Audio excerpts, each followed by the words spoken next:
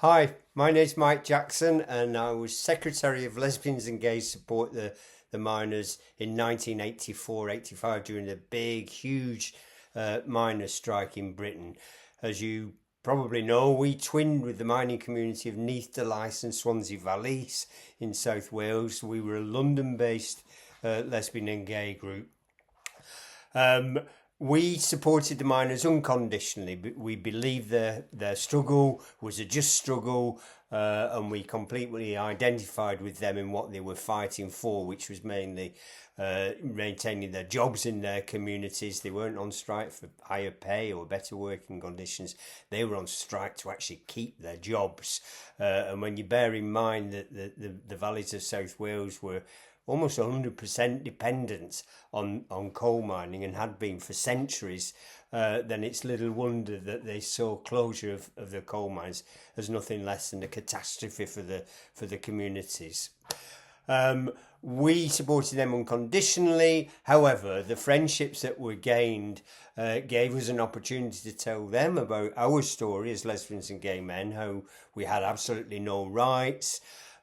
Lesbian mothers could lose custody of their children if they were discovered to be lesbians because you were deemed to be an unfit mother.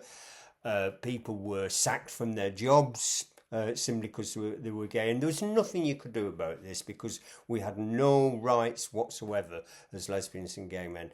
And the miners listened to our stories, and they were now our friends and our supporters. And to return the solidarity that we showed to them, they came on the Gay Pride March in 1985, to everybody's astonishment. We were so proud to have our new formed friends with us. They led the march. It got in all the press and everything. And that connection has never gone away in the 40 years. We still speak to people that we made friends with back then, as you would, because when you become comrades in struggle like that, it has a unique, absolutely unique quality to it. You know, we'd have done anything for the striking mining families.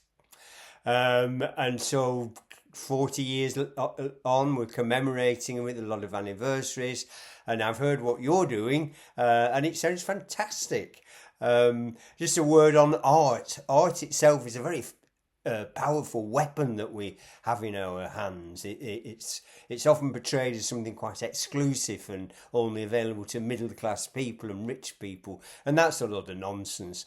Art is as essential to life as bread and butter and a roof over your head. It's how human beings communicate some of the most important feelings that they've got, of love, and hatred, and families, and so forth.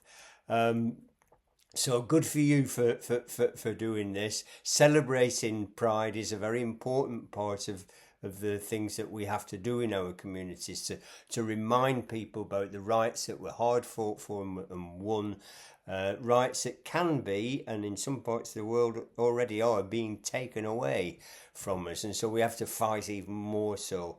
And when you fight, you need solidarity. You need other people to help fight for you. The LGBT plus community has always and will always be in a minority. And so we need allies like no one else does. And that's why it's important to keep banging that drum, to making these fantastic installations, artwork to draw people's attention. And I think what you're doing just sounds absolutely splendid, and I can't wait to see it. Thanks, everybody. Joachim.